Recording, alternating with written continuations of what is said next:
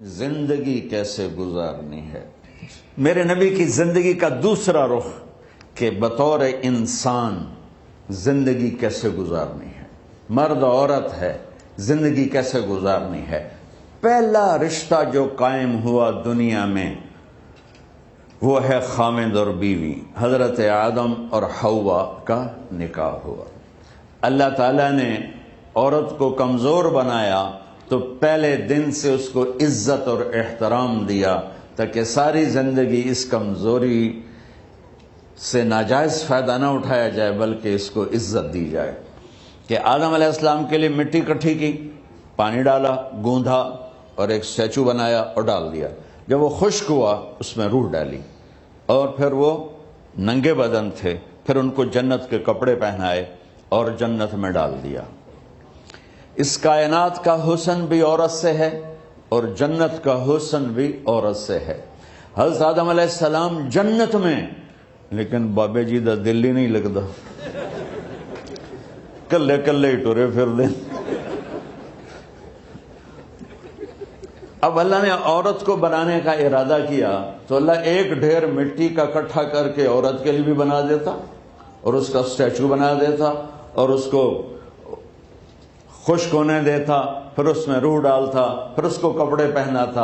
آپ حیران ہوں گے، سبحان اللہ، اللہ نے ایسا نہیں کیا۔ آدم علیہ السلام سوئے، آنکھ کھلی تو دیکھا ایک خوبصورت حسین عورت۔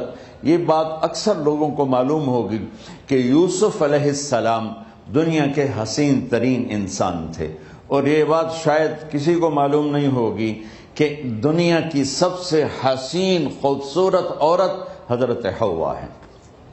حوا جن پر بڑھاپا آیا ہی نہیں، 1000 سال کے قریب زندگی گزاری، بڑھاپا نہیں آیا۔ حضرت آدم اور حوا قریب قریب عمر تھی۔ حضرت آدم کی عمر تو کتابوں میں مل جاتی ہے 1000 برس، لیکن حضرت حوا کی عمر کتنی تھی یہ کہیں پڑھنے کو ملا نہیں، اس لیے میں اندازہ کرتا ہوں کہ قریب قریب ہوگی۔ بڑھاپا نہیں آیا، بیماری نہیں آئی۔ اور حضرت حوا کو مینسز بھی نہیں آتے تھے۔ یہ عجیب بات آپ کو بتاؤں، اللہ نے اتنا جنت کا ان کے اندر نمونہ رکھا۔ تو جب حضرت آدم کی آنکھ کھلی تو دیکھا ایک حسن کا پیکر، انہوں نے تو جنت ہی بھول گئی۔ کہنے لگے یا اللہ ہن دل ٹھریا جا کے،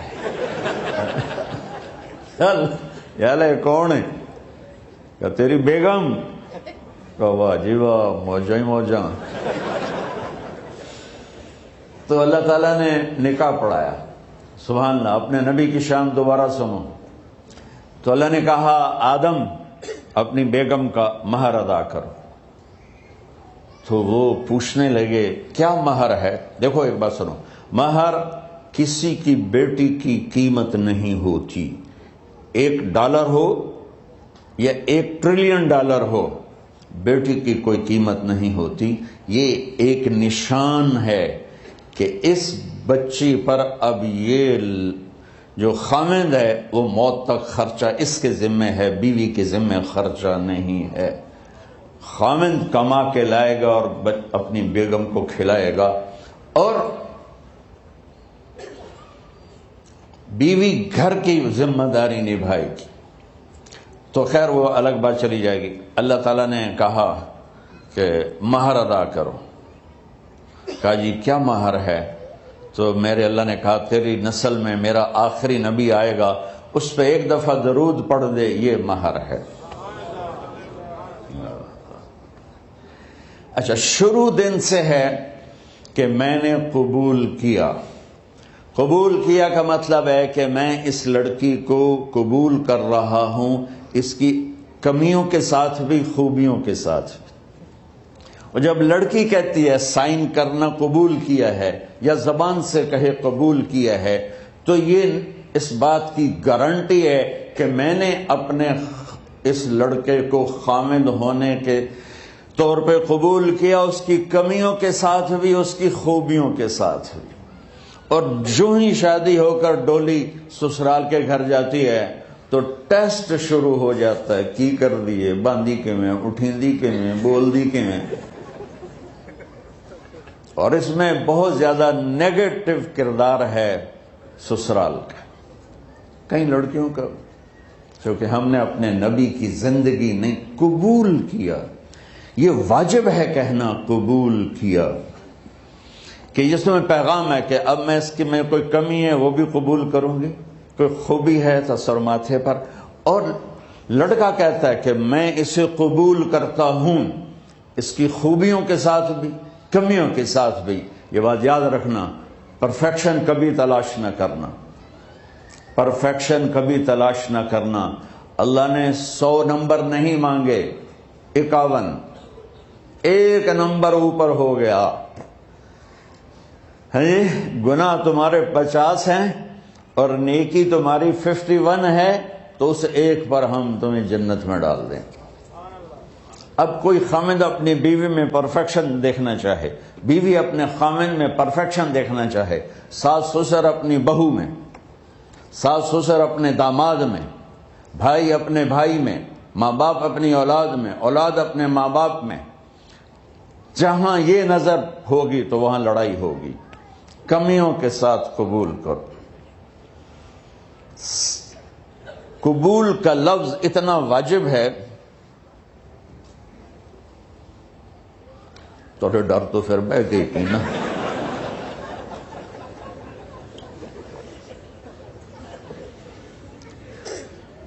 قبول کا لفظ اتنا ضروری ہے کہ اس کے بغیر نکاح ہی نہیں ہوتا.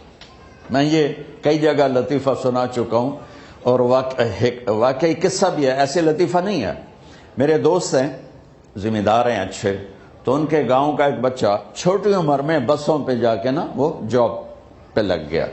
تو اس کا کام ہوتا ہے بس کو صاف کرنا, ڈرائیور کو چائے پلانا, اور جہاں کہیں رش ہو تو اس کو ڈائریکشن دینا, استاد جی کٹ لو, استاد جی آن دیو, استاد جی جان دیو. تو یہ اس کا محاورہ بن جاتا ہے. اب اس کا نکاح ہوا تو مولانا صاحب نے کہا بھائی عبد الرحمن, میں فرضی نام لے رہا ہوں, نام مجھے اس کا یاد نہیں, عبد الرحمن زینب بنت اسلم نو تیرے نکاح دیتا 500 مہر تو قبول کیتا. تھوڑی دیر سوچ کے کہندا جی آن دیو. اس نے ساری زندگی آن دیو ہی سیکھا تھا. تو اس کے بھائی نے اس کو نہیں ماری تو کہنے لگا جی جان دیو. مولانا صاحب نے کہا آن دیو جان دیو نال کم نہیں بننا, تو آگا میں قبول کیتا.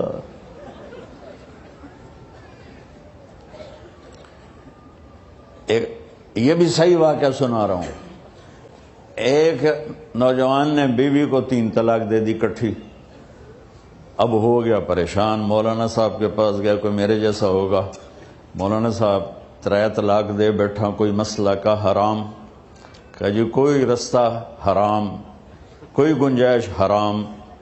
اس نے جیب سے موٹا سا لفافہ نکالا اور مولانا کے جا نماز کے نیچے ڈال دیا. کہ مولانا صاحب کوئی گنجائش, کہ ہوں تو سوچنا ہی پوے. کی آکھیا ہی تو اپنی بیگم نو؟ اس آکھیا جی میں آکھیا ہی 3 طلاق. اس آکھیا مبارک ہوئے طلاق نہیں ہوئی. میں آکھیا جی او کی میں؟ آکھیا او جڑا یہ طلاق ہے عربی دا لفظ, اس سے چاکھنا پمدا ہے طلاق.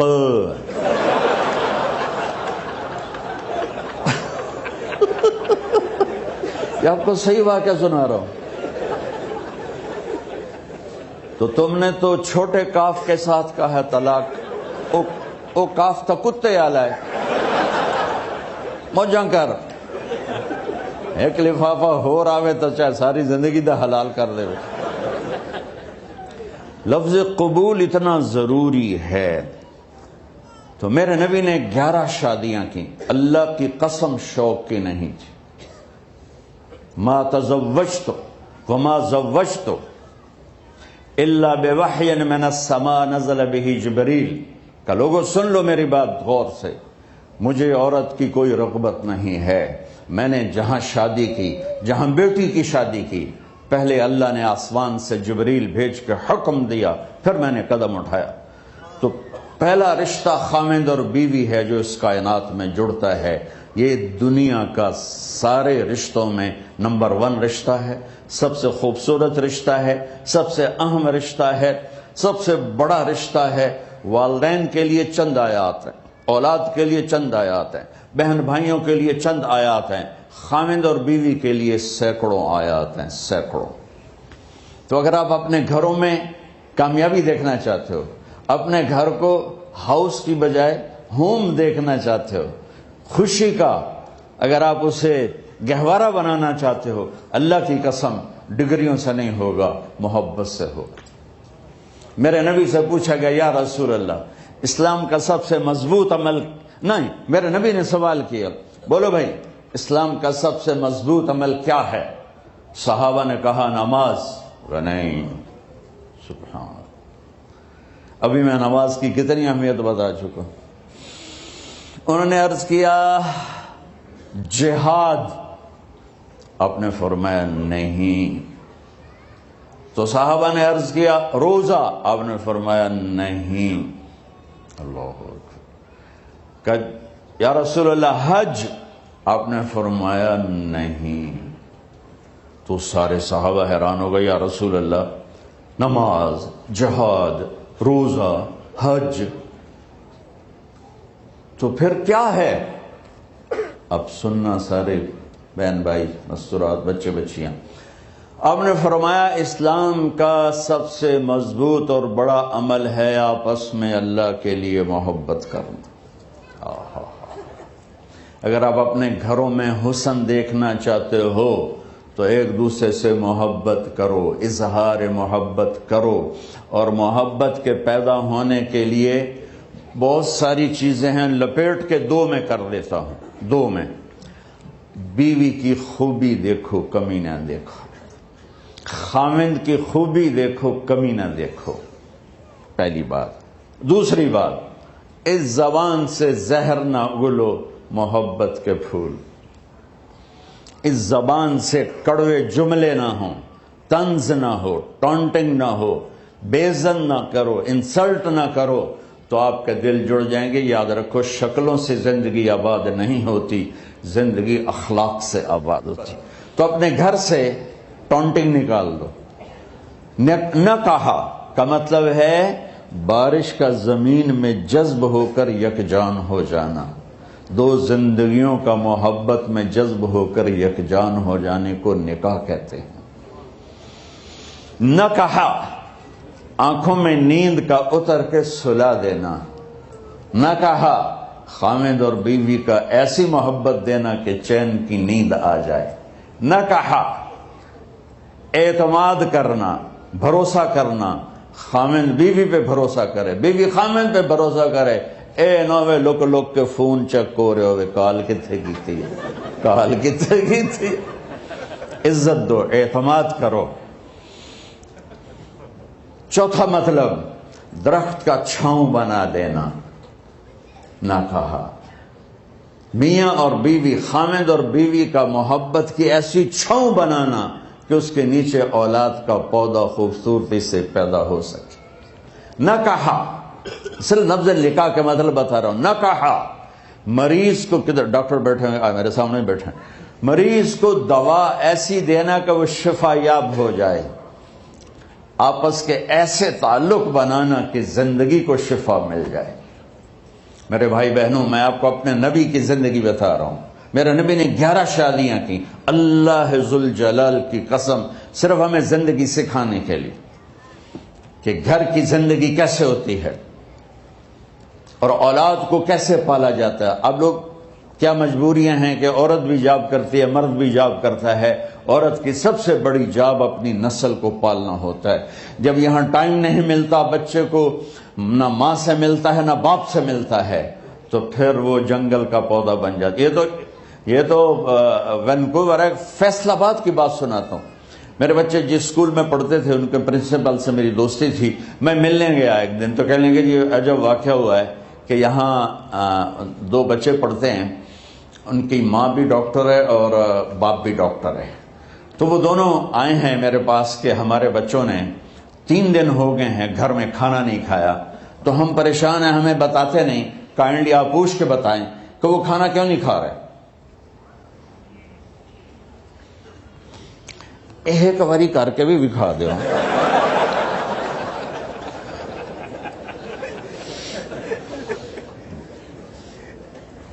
ہمارا دین اتنا خشک نہیں، ہمارے مولوی صاحبان نے زیادہ خشک بنا دیا. تو انہوں نے دونوں بچوں کو بلایا. سننا، سارے فیملیز بیٹھے ہو جہاں میں فیملی کی زندگی کو فوکس کر کے نبی سے جوڑ کے بتا رہا ہوں، طارق جمیل کے تجربے نہیں بتا رہا. دونوں بچوں کو بلایا. بیٹا آپ کھانا کیوں نہیں کھا رہے؟ کہا جی ہم اپنے ممی اور بابا کے سامنے نہیں بتائیں گے. تو انہوں نے دونوں کو باہر بٹھا دیا. پھر پوچھا اب بتاؤ کیا مسئلہ ہے؟ ان کا سر ہم صبح جب ناشتہ کرتے ہیں تو ہمارے ممی ڈیڈی سو رہے ہوتے ہیں، ہماری ان سے ملاقات نہیں ہوتی. جب ہم اسکول سے واپس آتے ہیں تو ممی ڈیڈی اپنے میڈیکل کالج میں ہوتے ہیں، ہاسپٹل میں ہوتے ہیں، تو ہمیں ان کو دیکھنے کا موقع نہیں ملتا.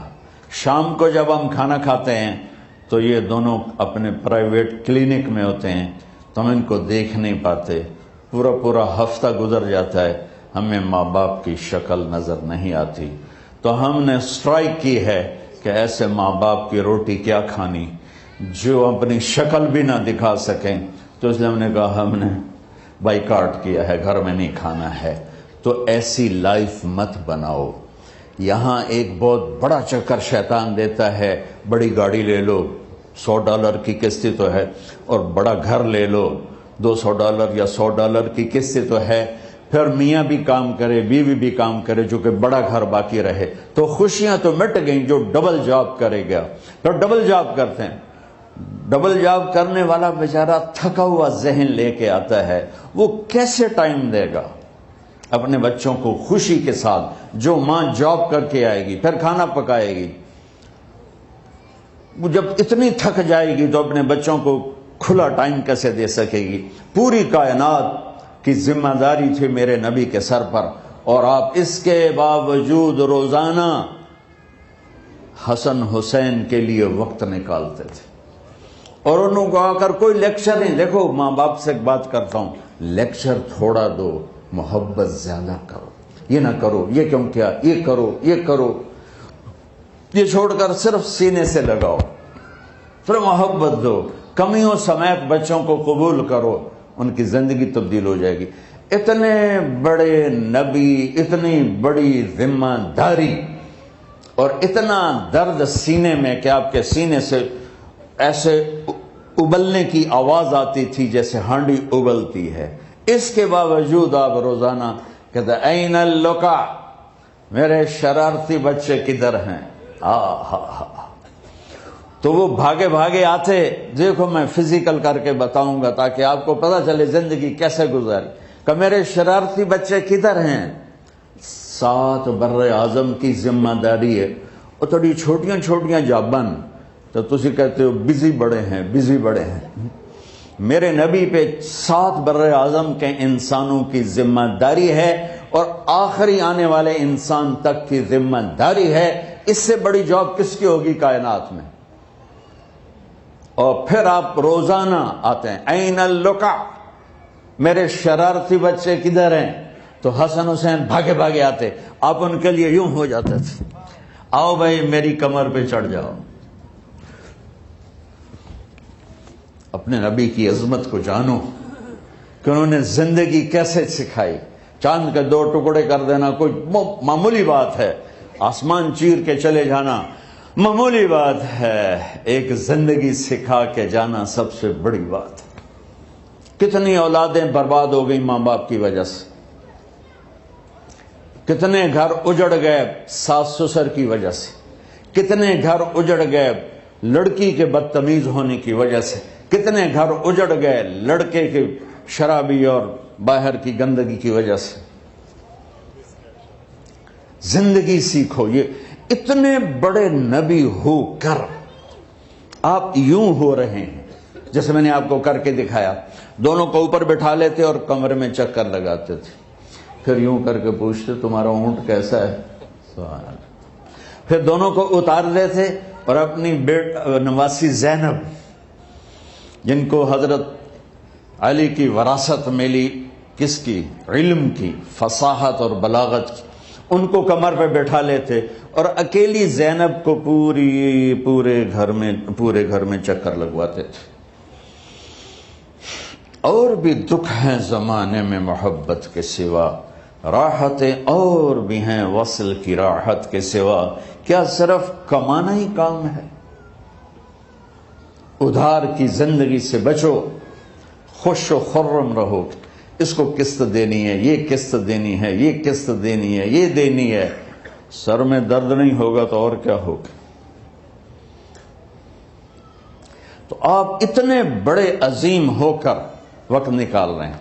اور حضرت ابو ہریرہ فرماتے ہیں میری آنکھوں نے دیکھنا سارے کہ آپ نے کبھی حسن کبھی حسین یہاں جیسے مائیں کرتی ہیں ادھر کھڑا کیا ہوا ہے اور جھولا جھولا رہے ہیں ایسے، اور ان کے دونوں ہاتھ پکڑ کر کہہ رہے ہیں آ جاؤ اوپر، آ جاؤ اوپر، آ جاؤ آگے پہاڑی ہے، اوپر آ جاؤ آگے پہاڑی ہے.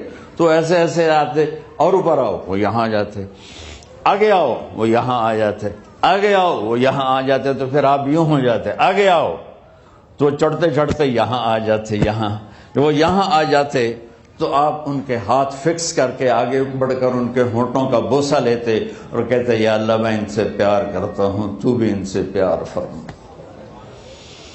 بھائیو اللہ کی قسم پیسے سونے چاندی سے زندگی میں خوبصورتی نہیں آتی، نبی کی غلامی سے زندگی میں خوبصورتی آتی ہے.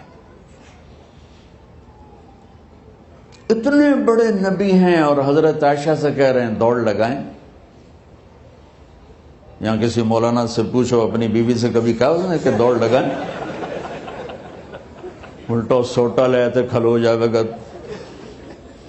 عائشہ دوڑ لگائیں. اور واپسی کہاں سے ہو رہی ہے؟ دوڑ کہاں لگ رہی؟ جہاد کے سفر سے واپسی ہو رہی. اور آپ نے اپنے صحابہ سے کہا سب آگے چلے جاؤ. جب سارے آگے چلے گئے اور کوئی نظر نہیں آ رہا تو آپ نے کہا عائشہ آؤ دوڑ لگائیں. تو حضرت عائشہ کہتے ہم نے دوڑ لگائی تو میں آگے نکل گئی لیکن ابھی پیچھے رہ گئے. کچھ سال گزرے تو پھر ہم سفر سے واپس آ رہے تھے تو آپ نے صحابہ سے فرمایا سب آگے چلے جاؤ. چلے گئے. آپ نے کہا عائشہ دوڑ لگائیں؟ یہ لگائیں. کون دنوں میں ذرا موٹی ہو گئی تھی تو پھر اللہ کے نبی آگے نکل گئے میں پیچھے رہ گئی. تو آپ نے کہا عائشہ ہذہ بتلک، آج تو اور میں برابر